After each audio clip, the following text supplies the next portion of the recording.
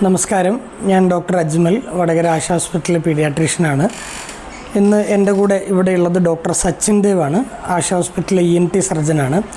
അദ്ദേഹം 100-ലധികം കുട്ടികൾക്ക് കോബ്ലേഷൻ അഥവാ കുട്ടികളുടെ മൂക്കിലെ ദശയുടെ ഒരു സർജറി ചെയ്ത ഡോക്ടറാണ്. അപ്പോൾ അതിൽ എൻ്റെ 1-2 സംശയങ്ങൾ ദൂരീകരിക്കാൻ വേണ്ടിയാണ് നമ്മൾ ഈ വീഡിയോ ചെയ്യുന്നത്.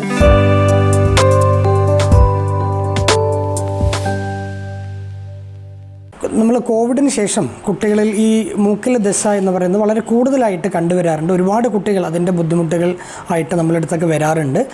അത് നമ്മൾ കൂടുതലുള്ള ചെറിയ ഗ്രേഡല്ല, കൂടുതൽ ഗ്രേഡുള്ള മൂക്കിലെ ദശകൾ കുട്ടികൾക്ക് ഒരുപാട് ബുദ്ധിമുട്ട്. അവരുടെ മൂക്കിൻ്റെ ഷേപ്പ് മാറുക, ചെവിയിൽ നീർക്കെട്ടുണ്ടാകുക, ചെവി കേൾവിനെ ബാധിക്കുക, പഠനവേഗിയിൽ, ഇങ്ങനെ പല പ്രശ്നങ്ങളും ഉണ്ടാകാറുണ്ട്. അപ്പോൾ നമ്മൾ മുമ്പൊക്കെ ഇത് സർജറിക്ക് പറഞ്ഞയക്കുമ്പോൾ പലപ്പോഴും ആളുകൾ എല്ലാവരും ഒന്നും സർജറിക്ക് വില്ലിങ് ആവാതെ ഒക്കെ തിരിച്ചു വരാറുണ്ട്. സർജറിയുടെ പേടി കാരണങ്ങൾക്കൊക്കെ കൊണ്ടാണ്. പക്ഷേ നമ്മൾ സച്ചിൻ ഡോക്ടർ ഇവിടെ ഈ കോബ്ലേഷൻ സർജറി, ഈ അലിയിച്ച് കളയുന്ന ഒരു സർജറി സ്റ്റാർട്ട് ചെയ്തതിന് ശേഷം ഒരുപാട് ആളുകൾ അത് ചെയ്യുകയും അതിൽ ഒരു സർജറിയോടുള്ള പേടി ഒക്കെ അവർക്ക് അധികം കാണുന്നില്ല. പലപ്പോഴും രാവിലെ ചെയ്ത് വൈകുന്നേരം തിരിച്ച് വീട്ടിലേക്ക് പോകുന്ന രീതിയിലാണ് അത് കാണുന്നത്. ഇത് എനിക്ക് തോന്നുന്നു ഇത് ലേറ്റസ്റ്റ് ടെക്നിക്കാണ്. നമ്മൾ മുമ്പുള്ള സർജറികൾക്ക് ഒരുപാട് എളുപ്പവും ഒരുപാട് ഗുണമുള്ള സർജറിയാണെന്ന് തോന്നുന്നു. അപ്പോൾ നമുക്ക് അതിൻ്റെ കൂടുതൽ കാര്യങ്ങൾ ഒന്ന് സച്ചിൻ ഡോക്ടറോട് നേരിട്ട് ചോദിക്കാം. നമസ്കാരം. അപ്പോൾ സാറ് ചോദിച്ച പോലെ ഇന്ന് നമ്മുടെ OPയിൽ ഏറ്റവും കൂടുതൽ വരുന്ന പേഷ്യൻസുകളുടെ ഒരു പ്രധാനപ്പെട്ട ഒന്നാണ് ഈ മൂക്കിലുള്ള ദശയായിട്ട് അല്ലെങ്കിൽ അഡിനോയിഡും അതിൻ്റെ കോംപ്ലിക്കേഷനായിട്ട് വരുന്ന കുട്ടികളുടെ എണ്ണം. അത് വളരെ കൂടുതലാണ്. അത് പ്രത്യേകിച്ച് ഈ കോവിഡിന് ശേഷവും നന്നായിട്ട് അലർജിക്കായിട്ടുള്ള കുട്ടികൾക്ക് ഒരുപാട് പേർക്ക് ഇതിൻ്റെ കോംപ്ലിക്കേഷൻസ് അനുഭവിക്കുന്നുണ്ട്. അതായത് മുഖത്തിൻ്റെ ഷേപ്പ് മാറുക, പല്ലുന്തി വരിക, ശക്തമായ കൂർക്കം വലിയും വായ തുറന്നിട്ടുള്ള ഉറക്കം, പഠനത്തിൽ ശ്രദ്ധയില്ലായ്മയൊക്കെ ഉണ്ടാകുന്നുണ്ട്.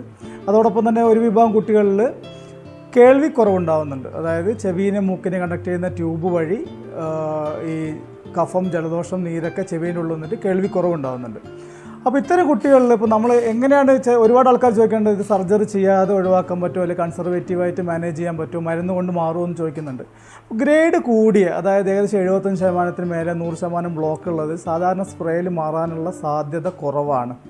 എന്നാൽ ചില ആൾക്ക് ഇപ്പോൾ ചെറിയ സ്പ്രേ ഇതാണ്, അല്ലെങ്കിൽ യങ് ഏജാണ്, ചെറിയ സൈസ് അഡിനോയിഡൊക്കെ ആണെങ്കിൽ സ്പ്രേ അടിച്ചു കഴിഞ്ഞാൽ മാറാറുണ്ട്. എന്നാൽ പൂർണ്ണമായിട്ട് മാറില്ല.